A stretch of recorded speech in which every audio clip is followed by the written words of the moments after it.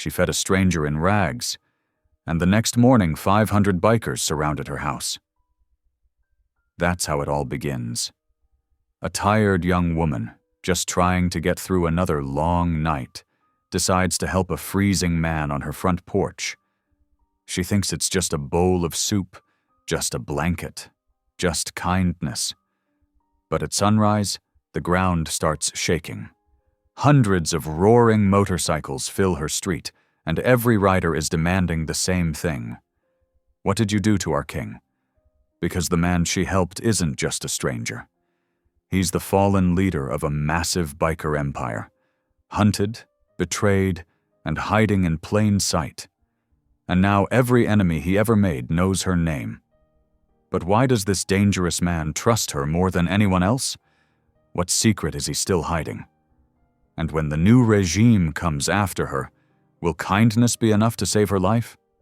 Or is she about to be dragged into a war she never asked for? Tell me in the comments where you're watching from right now, and if this story speaks to you, make sure you hit subscribe so you don't miss the next one.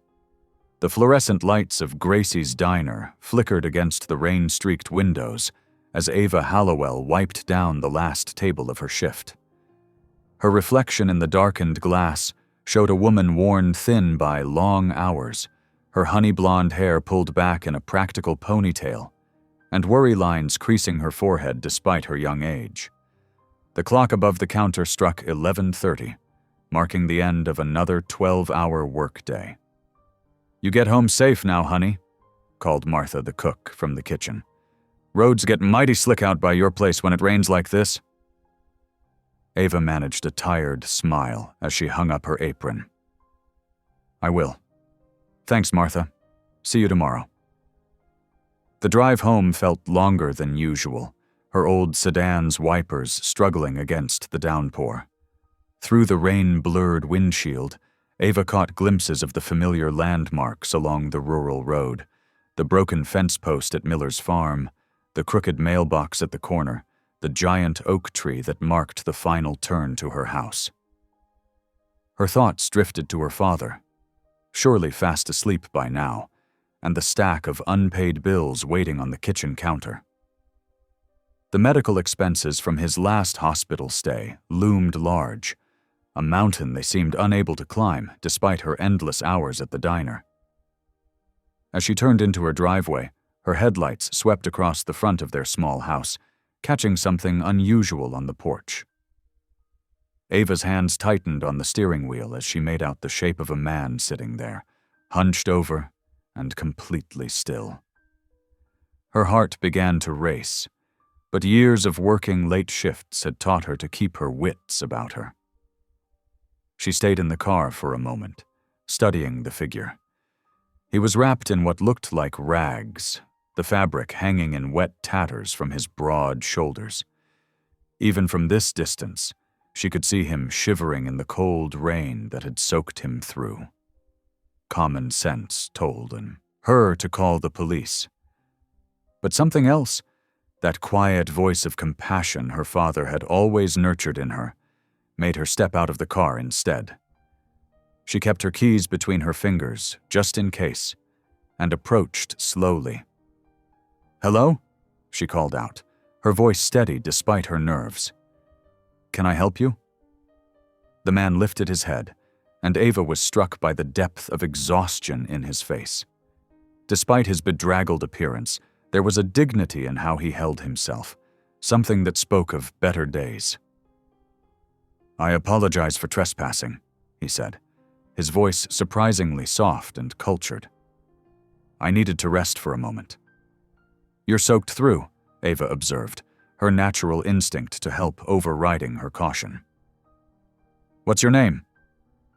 "Calix," he replied simply, offering nothing more. The rain continued to pour, and Ava made a decision that she hoped she wouldn't regret. "Wait here," she said, then hurried inside, careful not to wake her father. In the kitchen, she quickly heated up a container of the soup she'd brought home from the diner. She gathered clean towels from the linen closet and found an old, thick blanket in the hall chest. When she returned to the porch, Calix hadn't moved an inch, as if he'd expected her to call the authorities insteed of return. "Here," she said, holding out the warm container of soup and a spoon. "You look like you could use this." His hands trembled slightly as he accepted the soup, and Ava noticed old scars across his knuckles. "Thank you," he said quietly, the words carrying a weight of sincere gratitude. She set the towels beside him and draped the blanket over the porch swing. "You can dry off and rest here," she told him. "The swing's not much, but it's better than sitting in the rain." Calix looked at her with an intensity that made her pause, not threatening, but searching, as if trying to understand why a stranger would show him kindness. "You're very generous," he said. "Not many would help a man they found on their porch at midnight." "Well," Ava replied, managing a small smile, "my father always says that kindness costs nothing but means everything." She checked on her father through his bedroom door, finding him peacefully asleep, his breathing steady and strong for once. The sight of him eased some of her worry, though she still moved quietly as she returned to the porch one last time. Calix had wrapped himself in the blanket and moved to the swing. The empty soup container sat beside him, and he'd used the towels to dry his dark hair, which fell past his shoulders. In the dim porch light, Ava could see the sharp angles of his face softened by gratitude, though a profound sadness still lingered in his eyes. "Try to get some rest," she said, her hand on the doorknob. "You'll be dry here, at least until the morning." He nodded, a gesture that somehow conveyed both thanks and respect. Ava locked the door carefully behind her, double-checking it from habit. In her own bedroom, she changed into her night, clothes and slipped under the covers, but sleep proved elusive. The sound of rain on the roof filled the darkness as Ava lay awake, wondering about the mysterious man on her porch. There was something about him, not just the physical signs of hardship, but a deeper pain that seemed to weigh on his very soul. She'd seen plenty of trouble in her years of waiting tables, could usually read people well enough to know when to be worried. But Calix didn't set off those warning bells. Instead, he stirred her compassion, made her think of her father's frequent reminders that everyone deserves a chance at grace. Still, as the rain continued its steady rhythm against the windows, Ava couldn't help wondering if she'd made the right choice. She listened intently for any sounds from the porch, but heard nothing except the storm. Whatever circumstances had brought Calix to her doorstep, whatever despair had carved those lines into his face, would have to remain a mystery until morning. For now, she had done what she could, offered warmth, food, and shelter to someone who needed it. Her father would be proud, she thought, even as she prayed she hadn't invited trouble to their door. The night stretched on, and Ava remained awake, her thoughts circling between concern and compassion, listening to the rain and wondering about the stranger who had appeared like a ghost in the storm. The early morning light had barely begun to filter through Ava's curtains when the first rumble shook her windows. At first, she thought it might be thunder, a holdover from last night's storm, but the sound grew louder, more mechanical, until her whole house seemed to vibrate with it. Picture frames rattled against the walls, and the water glass on her nightstand trembled like something out of a movie. Ava bolted upright in bed, her heart pounding. The noise was unlike anything she'd ever heard on their quiet, rural street. A deep, thunderous roar that could only come from dozens, maybe hundreds of motorcycles. "Oh no," she whispered, thinking of their mysterious guest. She grabbed the oversized sweater draped over her chair and pulled it on over her pajamas, not even bothering with shoes as she rushed toward the front door. She burst onto the porch, freezing in her tracks at the sight before her. Calix already stood there, but he was transformed. Gone was the hunched, weary stranger from the night before. In his place stood someone entirely different, a man with squared shoulders and a presence that seemed to fill the whole porch. Even in his ragged clothes, he radiated authority. His spine was straight as steel, his chin lifted, and his entire bearing spoke of command. But it was what lay beyond her porch that made Ava's breath catch in her throat. Her quiet street had disappeared under a sea of chrome and leather. Motorcycles stretched as far as she could see in both directions, lined up in perfect rows like some kind of military formation. 500 of them, at least their metal gleaming in the pale sunrise. Each bike bore riders in leather vests, and as Ava squinted to make out the details, she could see patches sewn onto the backs, a sword crossed with a chain, forming a cross, the insignia of the Iron Covenant. Ava had heard whispers about them at the diner. They were more than just a motorcycle club. They were a nationwide network, thousands strong. Some called them outlaws, others protectors, but everyone agreed on one thing. They were powerful. As if choreographed, every single rider dismounted their bike in perfect unison. The sound of 500 boots hitting the pavement sent a shiver down Ava's spine. Then, in a movement that seemed impossible for its coordination, they all dropped to one knee, heads bowed toward her porch. "My king!" they called out in a chorus that made the air itself seem to vibrate. "We found you." Ava's head whipped toward Calix, who stood unwavering in the face of this display. His eyes, which had seemed so lost the night before, now blazed with an inner fire. He was looking out at the gathered crowd with a mixture of emotions she couldn't quite read. Pride, pain, and something that might have been hope. One rider stepped forward from the rest, still keeping his head slightly bowed. "We've been searching since the betrayal, my king. When word reached us that someone matching your description had been seen in this area." "Rise," Calix commanded, his voice carrying effortlessly across the gathered crowd. It was the same gentle tone he'd used with Ava, but now it held steel beneath the velvet. The single word carried such authority that Ava found herself standing straighter just hearing it.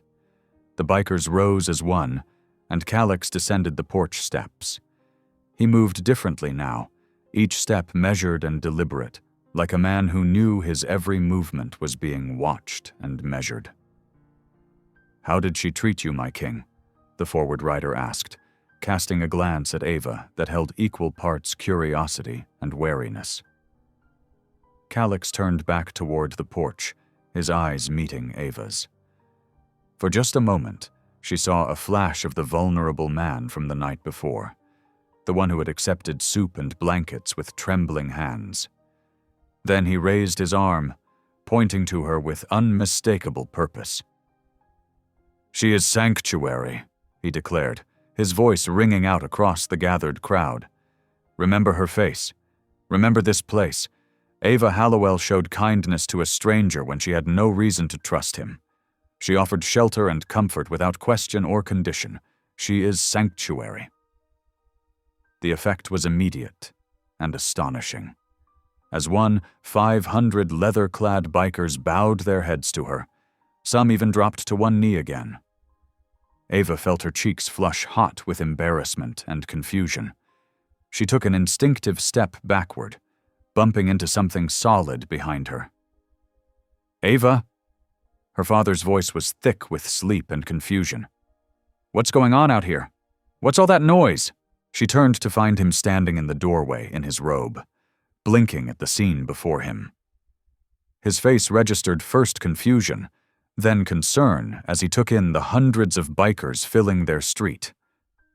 Ava started, but found she had no idea how to explain what was happening. How could she tell her father that the man she'd let sleep on their porch was apparently some kind of motorcycle club royalty? Calix moved back toward the porch, his steps careful and measured. When he spoke, his voice was closer to the gentle tone he'd used the night before. "Miss Hallowell," he said, looking between Ava and her father. "Sir, Would you allow me to come inside and explain everything?" The request was perfectly polite, but Ava could feel the weight of 500 pairs of eyes on them, waiting for their response. She looked at her father, who seemed to have gathered himself somewhat, and was studying Calix with surprising calmness. The morning sun had fully risen now, casting long shadows across their porch and glinting off the sea of motorcycles that had transformed their quiet street into something out of a dream, or perhaps a very strange nightmare. Ava stood frozen between her father and this man who had turned out to be so much more than a rain-soaked stranger, wondering how her simple act of kindness had led to this moment. Ava took a deep breath and nodded. "Please, come inside." She glanced at the sea of leather-clad figures. "Though maybe not. Everyone?" A ghost of a smile crossed Calix's face. "Just my captains," he said, gesturing to 3 weathered men who stood closest to the porch. To the rest of the crowd, he raised his voice slightly. "Secure the perimeter. Standard formation." The bikers moved with practiced efficiency, their boots and engines creating a rolling thunder as they spread out to form a protective circle around the modest house. Ava watched her quiet neighborhood transform into what looked like a military operation, complete with lookouts posted at strategic points along the street. Inside, Ava's father had already put on coffee, his hand steady despite the extraordinary situation. He seemed to sense the gravity of the moment, moving with deliberate calm as he set out mugs on their worn kitchen table. The 3 captains remained standing, positioned near the doors and windows, while Calix sat down across from Ava and her father. In the warm morning light filtering through the kitchen curtains, Calix looked both more and less than he had the night before. The desperate exhaustion was still there in the shadows under his eyes, but now she could see the natural authority in his bearing, the way even his stillness commanded attention. "First," he said, wrapping his hands around the coffee mug her father offered, "I owe you both an explanation and an apology for bringing this to your door." His voice was quiet but clear, each word carefully chosen. "Until 2 weeks ago, I led an organization called the Iron Covenant. We were 10,000 strong across the country." Ava's father leaned forward slightly. "The motorcycle club. I've heard stories." "Most people have," one of the captains said from his position by the window. "But not the whole truth." Calix nodded. "The public sees what we want them to see. Rough men on motorcycles. But the Covenant was built on a code of protection. We watch over communities that law enforcement either can't or won't properly serve. We maintain order, prevent exploitation, protect the vulnerable." "Like modern-day knights," Ava murmured, thinking of old stories she'd read. Something warmed in Calix's eyes. "A romantic notion, but not entirely wrong. We built something honorable, something that mattered." His expression darkened, until Riker Slate decided it wasn't enough. "Your lieutenant?" One of the captains spat the word like it tasted bitter. "Yes." Calix's fingers tightened around his mug. "He was my second in command, someone I trusted. He spent months quietly turning key members against me, promising them power, money, control. Then 2 weeks ago, he made his move." Ava noticed his hand drift unconsciously to his side, where she remembered seeing dark stains on his clothes the night before.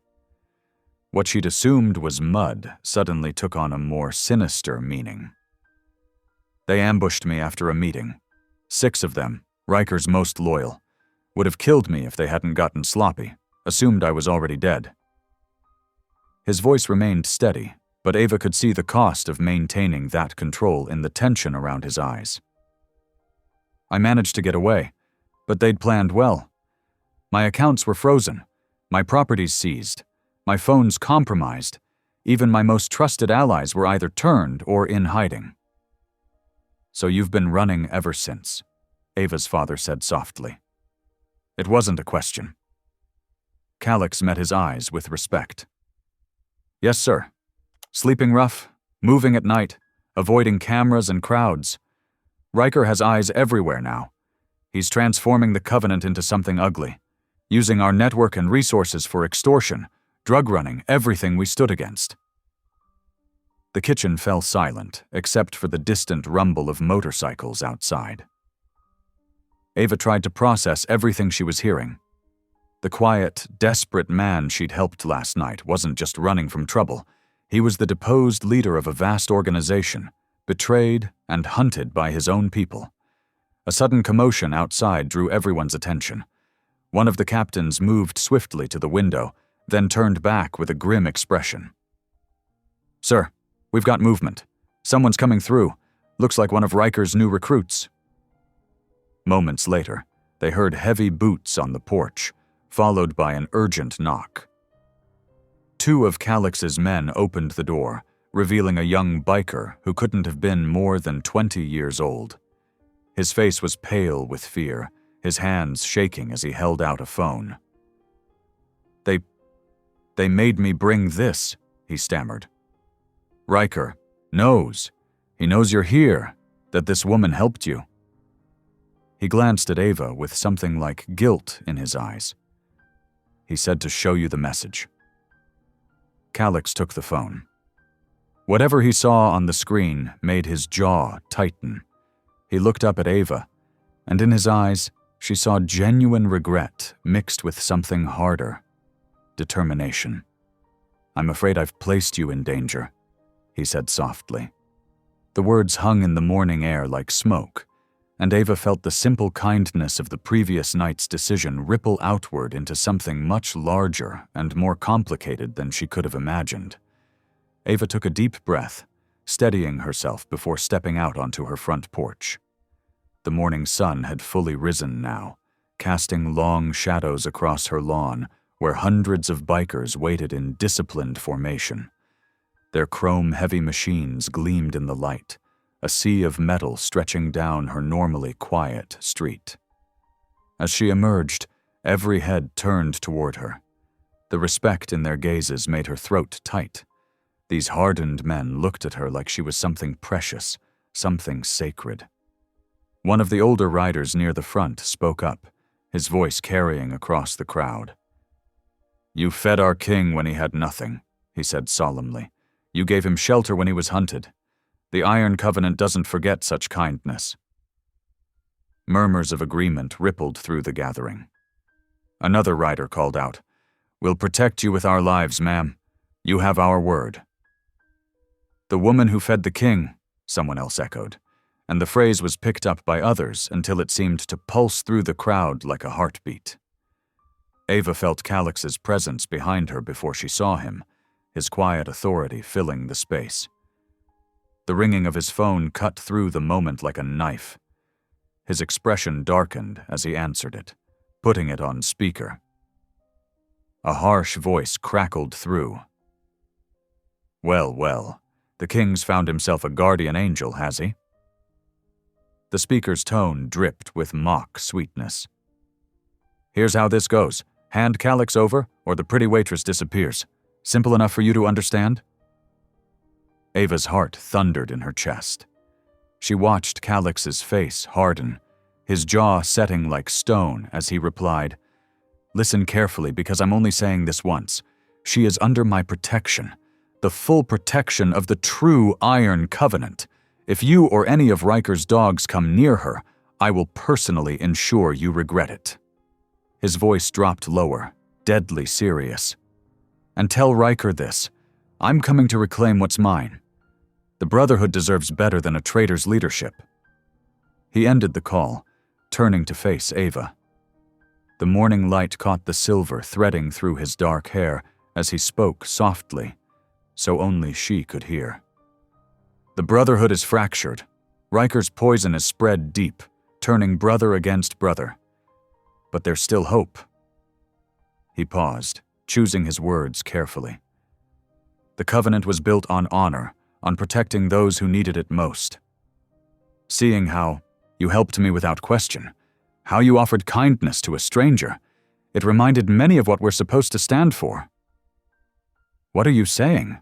Ava asked, though something in her already knew.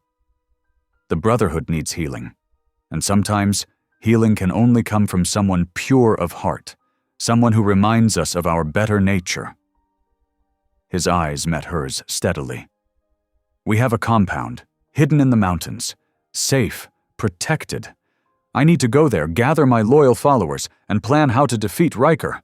I'm asking if you'll come with us. Ava's mind spun. Leave her home? Her job?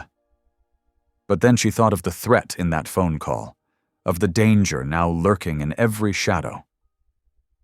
She glanced back through her screen door, where her father stood watching. I need to talk to him, she said quietly. Calix nodded. Of course. Inside, her father was already putting on coffee, his movements calm despite everything. He spoke before she could. You know, when your mother was still with us, she always said you had a gift for seeing the good in people, said it would lead you to amazing places someday. Dad? Ava's voice cracked slightly. He turned, taking her hands in his. I've watched you put your life on hold to take care of me. Work yourself to the bone at that diner. Maybe this is God's way of pushing you towards something bigger. But what about you? The bills? Your medication? He smiled gently. I'm not as helpless as you think, sweetheart. And something tells me our new friends out there won't let anything happen to me. His eyes grew serious. The question is, what does your heart tell you to do? Ava thought about it. Really thought. About the desperation in Calix's eyes last night. The honor she'd seen in him since. The way these men looked to him for leadership. About doing something that mattered. Something bigger than herself. My heart says to help, she whispered. Then that's your answer. He squeezed her hands. You're stronger than you think, Ava. Always have been. The sun had set by the time Ava finished packing a small duffel bag with essentials. She'd called the diner to explain a family emergency, secured her father's promise to call if he needed anything, and double-checked all his medication schedules. Now she stood on her front porch, key in hand, taking one last look at her home before locking up. Calix waited by a sleek black motorcycle, his bearing once again that of a leader, though his eyes were gentle when they met hers. Around them, hundreds of bikes rumbled to life, their headlights cutting through the growing darkness. They would travel in formation, she'd been told, with her and Calix at the center, protected on all sides. As she approached, Calix held out a leather jacket. For the ride, he said simply. Ava slipped it on, surprised by its warmth. She secured her bag and accepted the helmet he offered, then carefully climbed onto the bike behind him. The rumble of the engine vibrated through her whole body as Calix kicked it to life. Hold on tight, he instructed, and she wrapped her arms around his waist, feeling the solid strength of him. The formation moved out like a well-oiled machine, motorcycles falling into perfect position around them. As they rode into the night, Ava caught one last glimpse of her father standing in the doorway, his hand raised in farewell, before the darkness and the sound of hundreds of engines swallowed everything else. Dawn painted the sky in soft pinks and golds as the motorcycle convoy finally slowed, winding up a hidden mountain road. Ava's muscles ached from hours of riding, but she remained alert, taking in every detail of their approach. The compound revealed itself gradually, a sprawling collection of buildings nestled against the mountainside, protected by high walls and careful landscaping that made it nearly invisible from below. As they passed through the gates, Ava saw dozens of riders emerge from various buildings, their faces lighting up at the sight of Calix. The convoy came to a stop in a large central courtyard, and Calix helped Ava dismount, steadying her as her legs adjusted to solid ground again.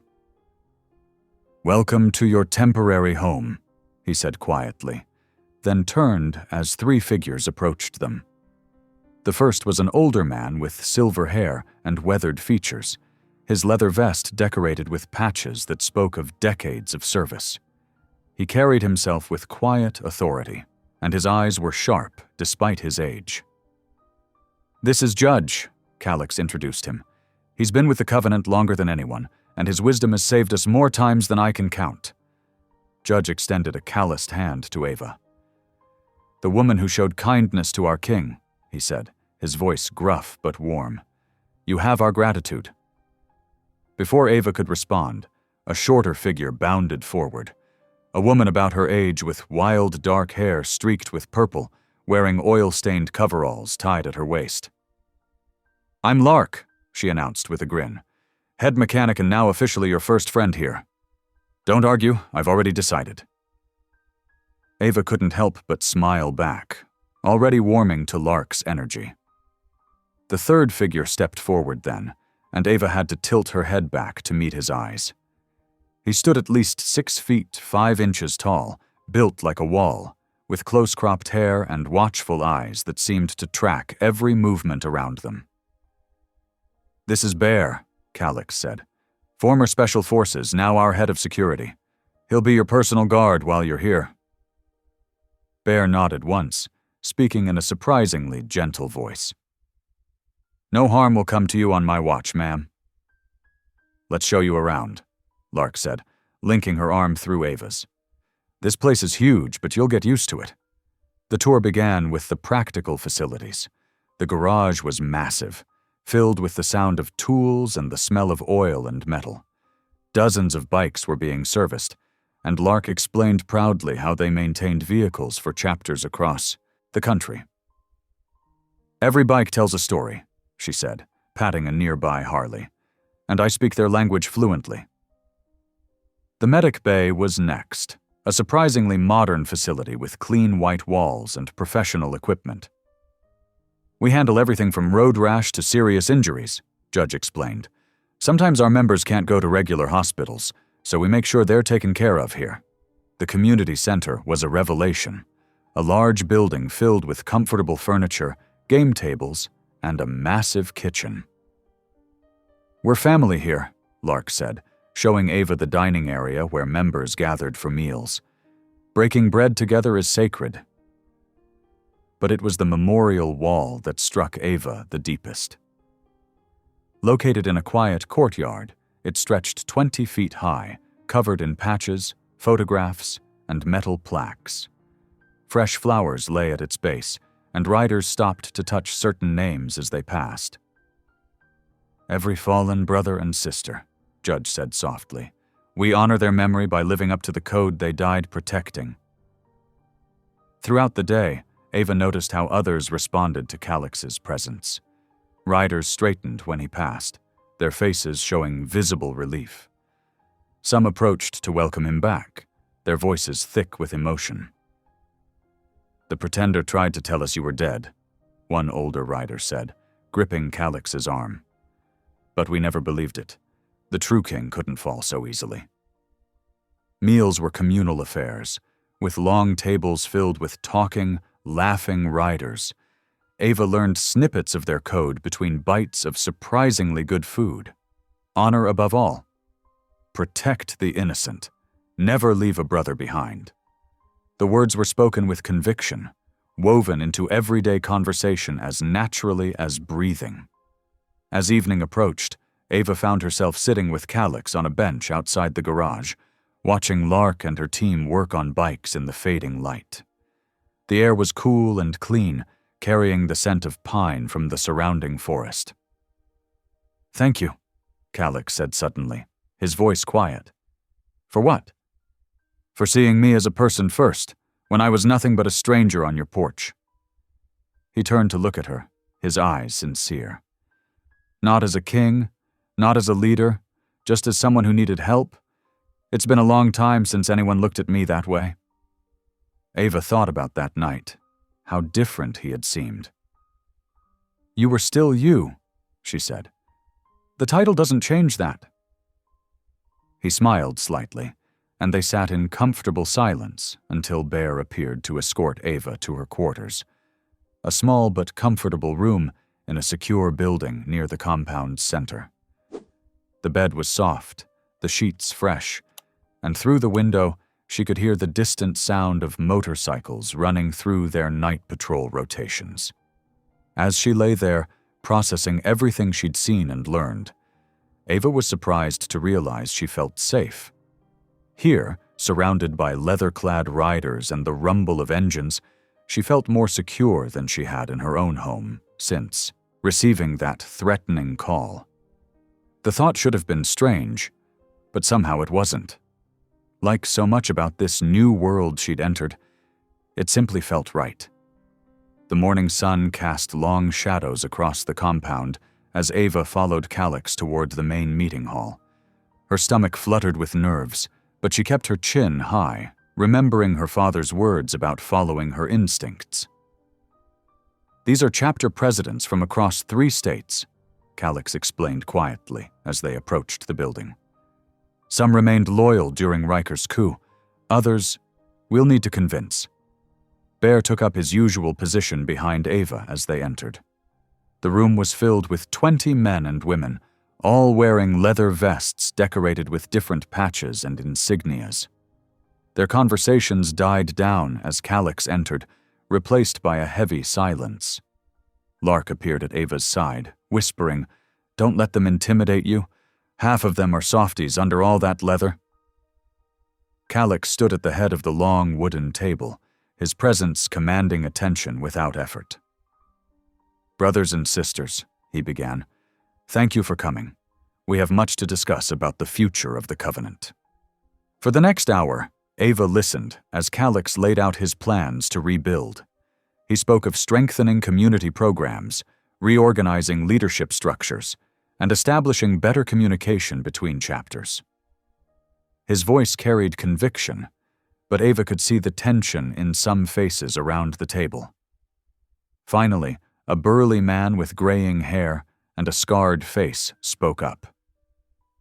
"Pretty words, Calix, but how do we know this isn't about revenge? You lost everything to Riker. Maybe you're just using us to settle a score." Murmurs rippled through the room. Ava watched Calix's jaw tighten, saw the flash of pain in his eyes at the accusation. "Marcus has a point," another president added. "We've had enough bloodshed. The Covenant's reputation is already in tatters." The discussion grew heated. Accusations flew back and forth across the table. Some defended Calix passionately, while others questioned his motives with increasing hostility. Ava felt the situation spiraling, watched as months of built-up frustration and fear threatened to tear apart any chance of unity. Without fully planning to, she found herself stepping forward. "Excuse me," she said, her voice surprisingly steady. All eyes turned to her, some curious, others dismissive.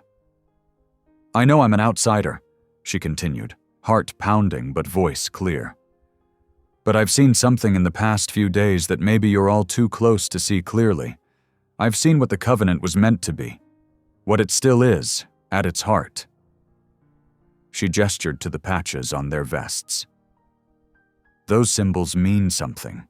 They stand for family, for responsibility, for protecting people who can't protect themselves. I saw it in how you welcomed me, how you take care of each other, how you honor your fallen." Ava looked at the chapter president who had questioned, Calix. "When I found your king on my porch, he wasn't plotting revenge. He was cold, hungry, and alone. But even then, his first concern was protecting me when Riker threatened my safety. That's not the action of a man consumed by vengeance. That's the action of a leader who still believes in what the Covenant stands for." The room fell silent. Ava could feel Calix's eyes on her, but kept her focus on the gathered presidents. "You all have a choice to make. You can let fear and suspicion tear you apart, or you can remember why you joined this brotherhood in the first place, to stand together, to protect what matters, to be something bigger than yourselves." The silence stretched for several long moments. Then the scarred president, Marcus, let out a low chuckle. Well, damn. The girl's got spirit.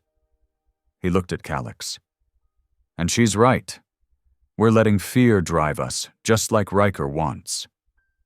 One by one, the presidents nodded, the tension in the room slowly dissipating. The meeting continued with a different tone, more cooperative, more focused on solutions than accusations. When it finally ended, riders approached Ava to thank her, some with handshakes, others with respectful nods. Marcus stopped in front of her, his scarred face breaking into a surprising smile. You reminded us of something important today, miss. Thank you. The celebration that followed was spontaneous and heartfelt. The community center filled with riders, food appeared from the kitchens, and stories flowed freely. Ava found herself surrounded by people sharing tales of how the Covenant had changed their lives, giving them purpose, saving them from dark paths, providing family when they had none. In the afternoon, she escaped to the garage with Lark, finding comfort in the familiar sounds of tools and engines. As they worked on a stubborn carburetor, Lark shared her own story. Found my way here after my parents kicked me out, Lark said, hand steady as she made adjustments. Thought I was worthless because I preferred engines to college. The Covenant saw something else in me, gave me a chance to build something meaningful. All around them, riders worked on their bikes, each with similar stories of redemption and belonging. Ava began to understand that the Covenant wasn't just an organization, it was a lifeline for people who needed one. That evening, over a quiet dinner in a corner of the community center, Calix turned to Ava. His usually guarded expression was open, vulnerable. What you did today, he said softly. That was extraordinary. You have a gift, Ava. You see past the surface to what matters. You mend hearts without even trying. He paused, choosing his next words carefully. I'd be honored if you would continue standing with me. We need your voice, your perspective as we rebuild. Ava looked around at the gathered riders, at the family they had built, at the hope that was slowly returning to their eyes. When she returned to her room that night, her heart raced with purpose. She understood now that she wasn't just caught up in someone else's story. She had found her own. The morning sun cast long shadows across the compound as Ava climbed into the black SUV alongside Calix and Judge. Bear took his place in the passenger seat, his broad shoulders filling the space. They had visits planned to 3 outposts today, starting with the smallest chapter house 2 hours north. These riders are scared, Judge explained, his weathered face serious. Riker's men have been pressuring them hard. Some have families in town. Ava nodded, watching the landscape roll past her window. The countryside stretched endlessly, dotted with small towns and farmland. She noticed how Calix studied each passing vehicle, his jaw tight with tension. At the first outpost, a converted warehouse with faded red brick walls, about 30 riders waited in formation. As Calix stepped out, they dropped to one knee, but Ava could see the uncertainty in their eyes. These weren't hardened outlaws. They were working men with calloused hands and worried faces. Stand, Calix commanded gently. You're my brothers, not my subjects. The chapter president, a gray-haired man named Cooper, stepped forward. Riker's enforcers were here yesterday. Said they'd burn us out if we sided with you. Ava watched Calix's face darken, but his voice remained steady. Tell me what they threatened specifically. As Cooper listed the threats, homes targeted, jobs compromised, families harassed, Ava felt her heart ache for these men caught between loyalty and fear. When Cooper finished, the riders looked to Calix, desperate for answers. To everyone's surprise, Ava stepped forward. May I? She asked Calix softly. He nodded, curious. I know you're scared, she began, her voice carrying across the warehouse floor. I was scared too when hundreds of bikes showed up at my house, but I've seen what the Covenant really is. Not just patches and promises, but action. You protect people. You help communities. That matters." She moved among them, meeting their eyes. "Riker rules through fear, but fear breaks people. Look around. These are your brothers. Together, you're stronger than any threat." The riders straightened, something shifting in their expressions. One by one, they voiced their renewed commitment to Calix. Cooper smiled, tears in his eyes. "Lady speaks truth. We stand with our true king." The scene repeated at the second outpost, though here the welcome was warmer. Children of riders played in the compound yard, and women brought out plates of food. Ava sat with them, listening to stories about how the Covenant had helped during hard times, paying medical bills, rebuilding after storms, protecting businesses from criminals. The third stop proved the most challenging. They arrived to find the chapter house nearly empty, with only 10 riders remaining. The rest had split off, convinced Riker's victory was inevitable. "They're holed up in the old mill," the remaining chapter president, Santos, reported. 20 good men, just scared stupid." Calix's face showed his pain at the fracture, but Ava was already moving. "Take me to them," she said firmly. "Miss Ava," Bear protested, but she held up her hand. "They need to see that standing with Calix isn't just about power. It's about doing what's right." The mill loomed dark against the setting sun, its broken windows like empty eyes. The splinter group had posted guards who tensed at their approach, but Ava walked forward, her hands open. "I'm not here to threaten you," she called out. "I'm here to remind you of something important." The group's leader, a younger rider named Marcus, emerged. "With respect, ma'am, you don't understand our situation. I understand that there are 3 hospitals in this county that depend on your blood drives," Ava replied. "I understand that you escort kids to school in neighborhoods where gangs recruit. I understand that when the Williams family lost their home to fire, you rebuilt it." She saw the impact of her words in their shifting feet, their lowered eyes. "Those people still need you. They don't care about Riker or power struggles. They care that when trouble comes, the Covenant shows up." Marcus looked at his men, then back at Ava. "How can you be so sure Calix can win?" "Because he's not fighting for power," she answered. "He's fighting for all of you, for what the Covenant stands for. And he's not alone." The silence stretched for a long moment before Marcus nodded. "Neither are we." He turned to his men. "We ride with our king." By the time they returned to the main compound, exhaustion weighed heavy on everyone. Bear escorted the others to their quarters, but Calix touched Ava's arm. "Share a meal with me?" he asked quietly. They found a secluded corner in the community center's kitchen. Over simple sandwiches and coffee, Calix watched her with an intensity that made her heart flutter. "You amaze me," he said finally. "You walk into rooms full of hardened riders and touch their hearts like it's nothing." He looked down at his coffee. "You did the same to me that night on your porch. Your kindness, it stitched something inside me I thought was beyond repair." Ava saw past his strength then, saw the loneliness that came with leadership, the weight of responsibility he carried. She reached across the table and squeezed his hand briefly. "Sometimes the strongest people need kindness the most," she said softly. Their eyes met, and something shifted in the air between them. But Bear appeared at that moment, ready to escort Ava to her room. As she walked away, she felt Calix's gaze following her. And though she didn't turn back, she knew something had changed. His gratitude had deepened into something more complex, more personal. Something that made her own heart beat faster as she walked down the quiet hallway to her room. The warehouse district sprawled across 30 acres of industrial landscape, a testament to better times when factories hummed day and night.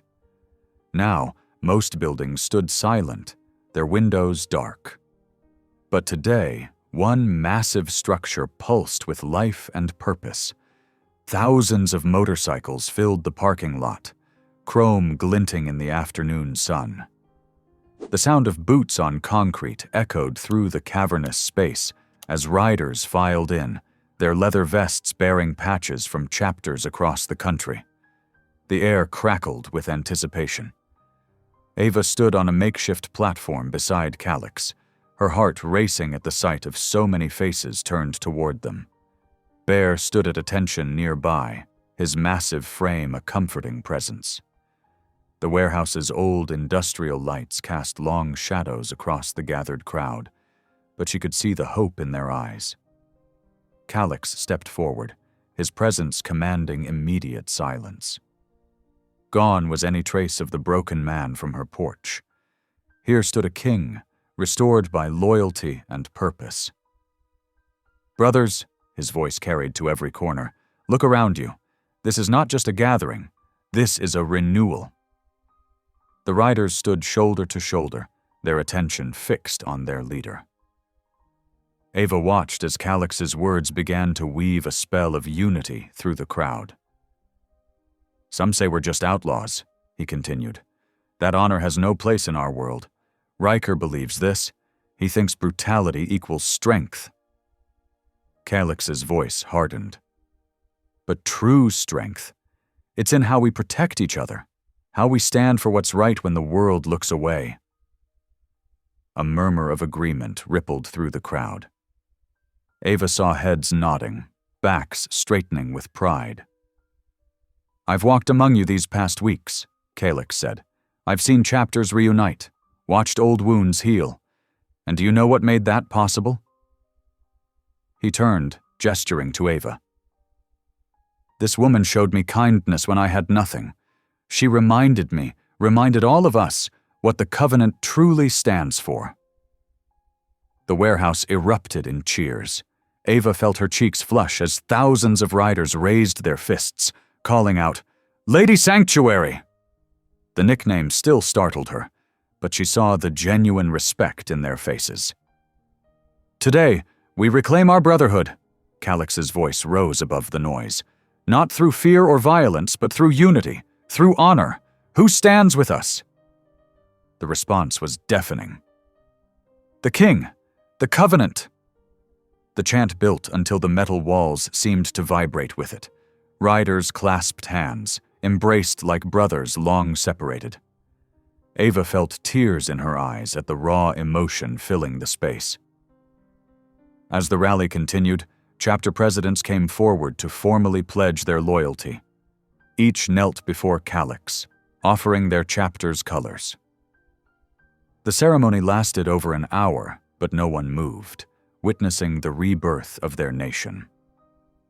Finally, as the sun began to set, the gathering broke up into smaller groups. Bikes roared to life outside as riders began their journeys home. Inside, Calix spoke quietly with his officers, making plans to secure their reclaimed territory. Ava stood to the side, watching it all with a mix of awe and exhaustion. She jumped slightly when Calix appeared beside her. "Walk with me?" he asked softly. They moved away from the crowd, finding a quiet corner near the warehouse's old loading dock. The setting sun streamed through dusty windows, painting everything in warm gold. "I need to thank you," Calix said, turning to face her. "Not just for that night on your porch, but for everything since. You've become the heart of this restoration." He paused, searching for words. "When I lost the throne, I also lost my way. But you helped me find it again." Ava felt the weight of his gratitude, saw something deeper in his eyes that made her pulse quicken. Before she could respond, Bear appeared with urgent news about security arrangements for the ride home. The return to the compound started smoothly enough. Ava rode in a truck with Bear and Lark, surrounded by a protective formation of bikes. The night was clear, stars bright above the highway. They were less than a mile from home when the world exploded. The blast lit up the darkness like daylight. One of the compound's outer buildings erupted in flames, sending debris raining across the yard. Bikes swerved, horns blared, and chaos erupted as riders scrambled to respond. Bear immediately pulled the truck into a defensive position while Lark grabbed the radio, calling for their emergency response team. Ava watched in horror as flames licked the night sky. Then came the second blow. Judge appeared out of the smoke, his face grave. "Calix," he shouted. "Message from the Watchers at Ava's house. Riker's men hit there too. Her father." Ava felt the world tilt. "My father? What happened to my father?" "He's alive," Judge said quickly, "but injured. They took him to County General." "I need to go to him." Ava started forward, but Calix was already organizing a security detail. But something wasn't right. The chaos around them had shifted. Voices called out in confusion. "Where's Lady Sanctuary?" "She was just here." "Check the truck." Ava wasn't there. In the confusion of the explosion, in the moments their attention had turned to the burning building, she had vanished. Calix moved like lightning, scanning the ground where she had last stood. His sharp eyes caught something glinting in the dirt. Her necklace, the small silver cross she always wore, its chain broken as if torn away in a struggle. The truth hit him like a physical blow. While they had been distracted by the explosion, while their attention had been divided by the attack on her father, Riker's men had taken her. "Sound the alarm," he commanded, his voice deadly calm. "Full lockdown. No one sleeps until we find her." The necklace dangled from his clenched fist, its silver surface reflecting the flames still burning against the night sky.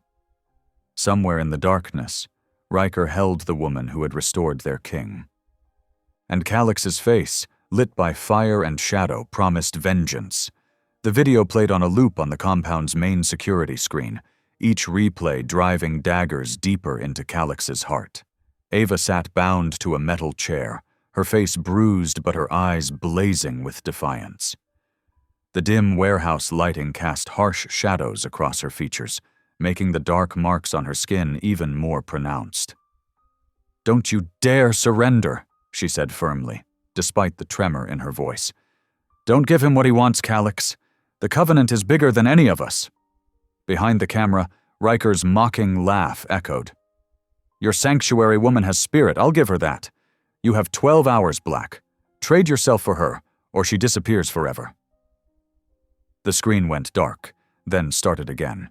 Ava bound, Ava bruised, Ava refusing to break. Calix's hands clenched into fists, his knuckles white with strain. Around him, riders stood in tense silence, waiting for his command.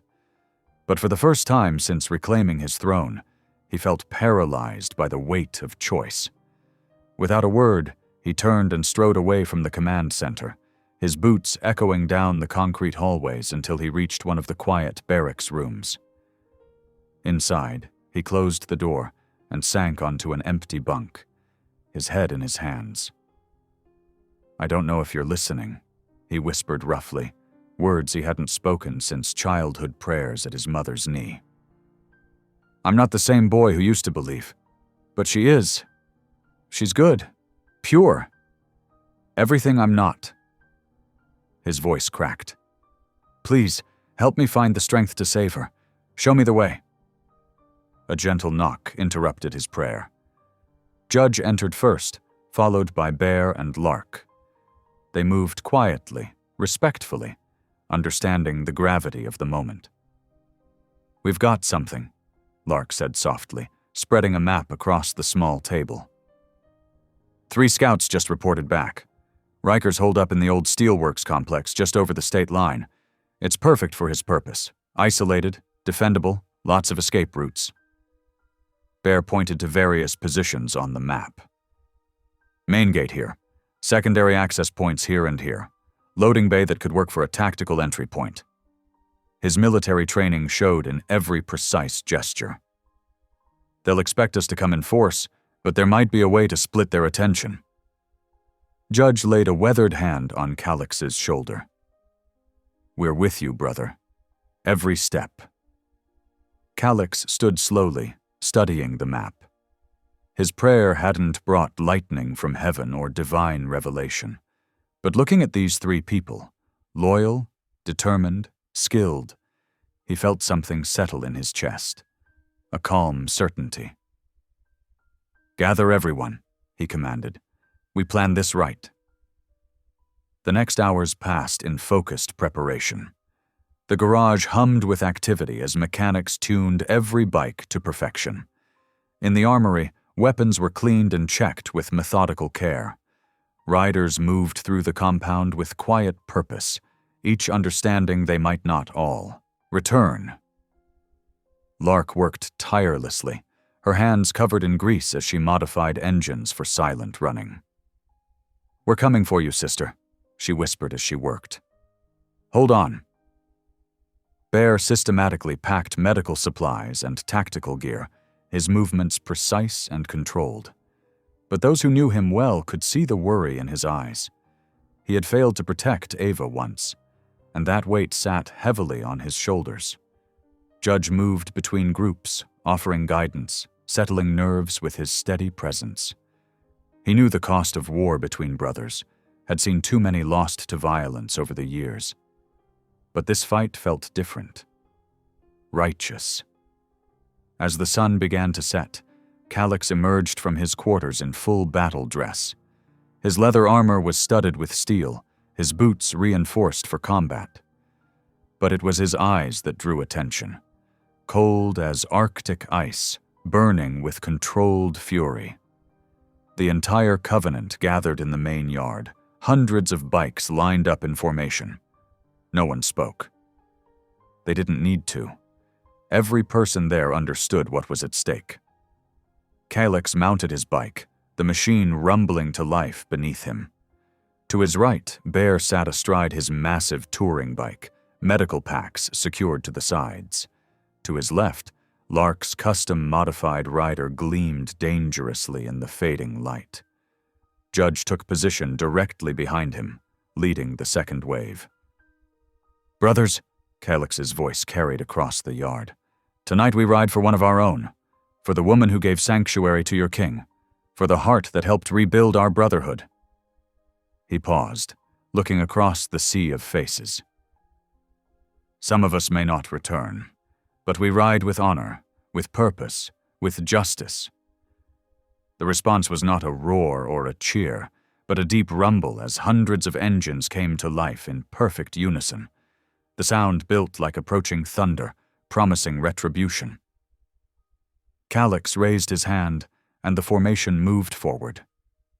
They rolled out of the compound in precise groups, their headlights cutting through the growing darkness. The convoy stretched for over a mile, a river of chrome and steel flowing through the night. State lines meant nothing to them.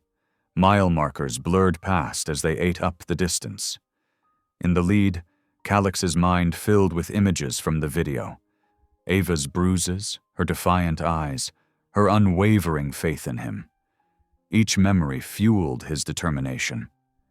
The abandoned steelworks complex waited ahead, its rusted towers reaching toward the stars like accusing fingers. Somewhere in that maze of metal and concrete, Ava was waiting. Somewhere in those shadows, Riker was about to learn the true meaning of consequences. The bikes thundered on through the darkness, carrying their riders toward whatever fate awaited.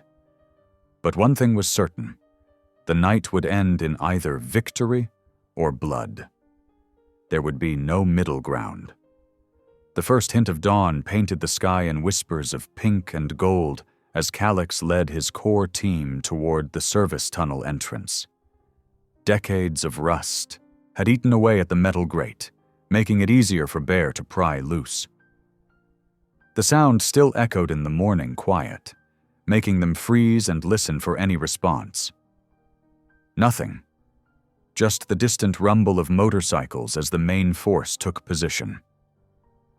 "Remember," Calix whispered, "quick and quiet until we find her." His voice was steady, but his hands trembled slightly as he clicked on his flashlight. The tunnel stretched before them like a throat, damp and dark. Their footsteps, though careful, sent tiny splashes echoing off the concrete walls. Bear moved with surprising grace for his size, covering their rear while Judge took point, his experienced eyes scanning for tripwires or sensors. Above them, inside the main complex, Ava sat with her wrists bound to a metal chair. Her arms ached, and dried blood from a split lip made her mouth taste like copper. But her spine remained straight, her eyes clear and determined. The young biker assigned to guard her shifted nervously from foot to foot. He couldn't be more than 20 years old, with acne still marking his cheeks and uncertainty in his stance. "What's your name?" Ava asked softly, her voice rough from thirst. He startled like a spooked deer. "Not supposed to talk to you?" "Everyone has a name," she continued gently. "Mine's Ava, though you probably already knew that." The guard glanced toward the door, then back at her. "Tommy," he mumbled. "Tommy," she repeated. "You seem like a good person. How did you end up here?" His shoulders hunched. "Needed money for my mom's medicine. Riker, he promised." "There's always a choice, Tommy, even now. You can decide who you want to be." The words hung in the air between them. Tommy's hands twisted together, his internal struggle visible on his young face. Suddenly, explosions rocked the building.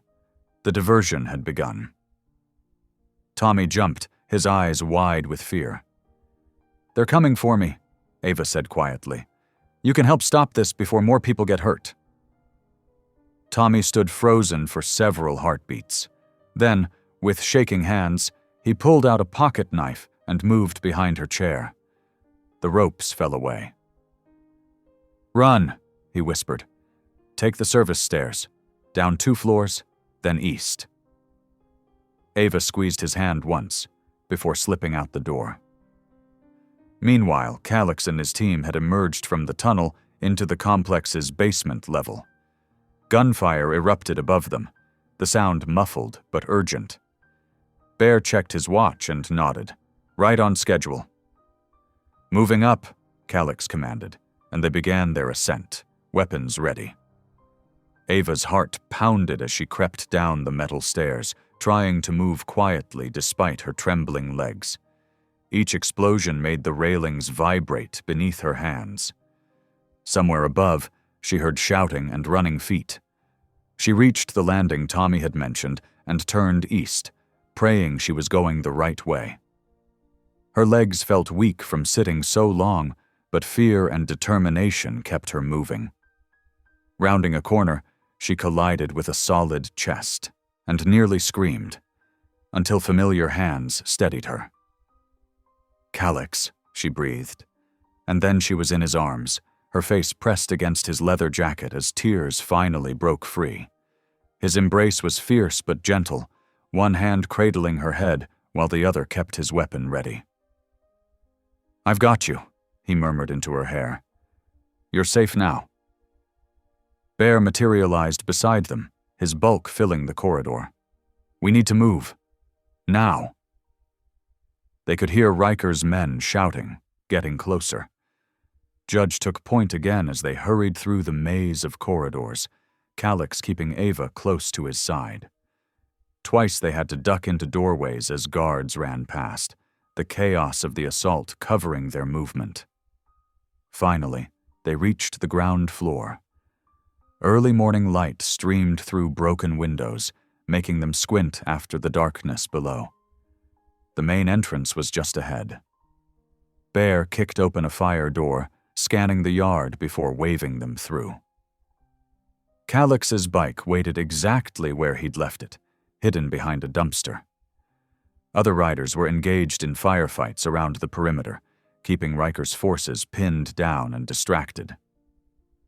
Calix swung onto his bike and pulled Ava up behind him. She wrapped her arms around his waist, holding tight as the engine roared to life.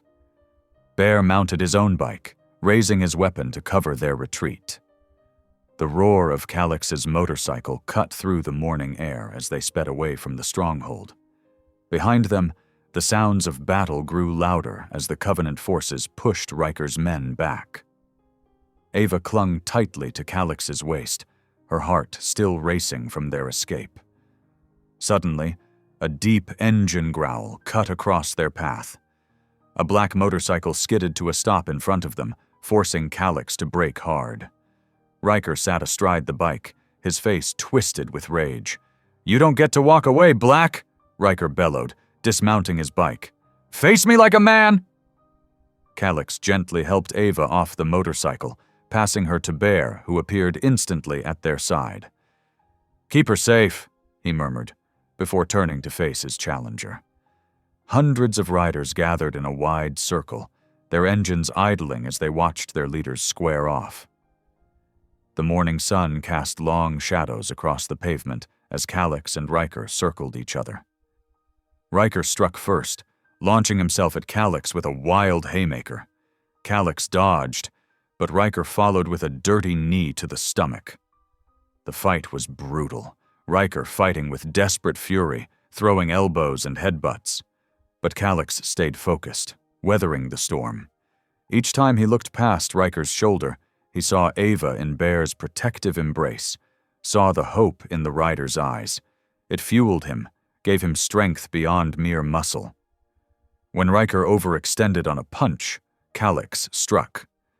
His counterattack was precise and devastating. 3 clean hits, stomach, jaw, temple, and Riker crashed to the ground.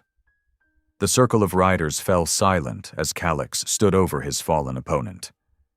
Everyone expected death. It was the old way. Instead, Calix spoke clearly. "Leave. Never return. The Covenant chooses mercy." A cheer erupted from the gathered riders, their voices joining in a chant, "Calix! Calix! Calix!" While Calix dealt with the remaining threats and secured promises of loyalty from Riker's abandoned lieutenants, Bear carried Ava to a waiting van. She was trembling now, the adrenaline wearing off. By midday, they rolled through the compound gates. Medical teams rushed forward as Bear helped Ava from the van, their faces concerned as they assessed her injuries. Calix walked beside her stretcher, his hand finding hers as they moved toward the infirmary. The days turned into weeks at the Iron Covenant compound as Ava's bruises faded and her strength returned. The medical wing became a second home, filled with visits from Lark bringing fresh coffee, Bear telling silly jokes, and Judge sharing wisdom from his decades on the road. In her heart, something beautiful was growing. The riders, once strangers, became family. They brought her small gifts, hand-carved wooden figurines, pressed wildflowers, patches from their travels. Each evening, different groups would invite her to share meals, telling stories and teaching her their traditions. Calix worked tirelessly to reshape the Iron Covenant. Under his guidance, the Brotherhood expanded its mission. Riders coordinated with emergency services during natural disasters, established support networks for struggling veterans, and protected vulnerable communities. The compound buzzed with purpose as training centers and service programs took shape. Ava's father arrived to heal, settled into a sunny room near the medical wing. Calix visited him daily, supporting his physical therapy with gentle patience. Together they walked the compound grounds, Calix's strong arm steady as her father relearned each step. The sight of them together, sharing quiet conversations and genuine laughs, filled Ava's heart with joy. One golden afternoon, Calix led Ava to a newly constructed lodge overlooking the compound. The porch offered a view of the entire valley, mountains purple in the distance. He turned to her, his eyes soft with emotion. "You saw me when I was nothing," he said quietly. "You gave me soup and dignity when I had lost everything. Would you stay? Not as a queen, I don't need that anymore. But as my partner, my heart's companion in this new life we've built?" Tears spilled down Ava's cheeks as she nodded, unable to speak. Calix gathered her close as the sun painted the sky in brilliant orange and pink. Below them, 500 motorcycles roared to life in a thunderous salute. The sound echoed off the mountains as Ava and Calix stood together at the threshold of their future, hands clasped, hearts full of hope and possibility. If this story made you pause, reflect, or even smile, don't forget to subscribe.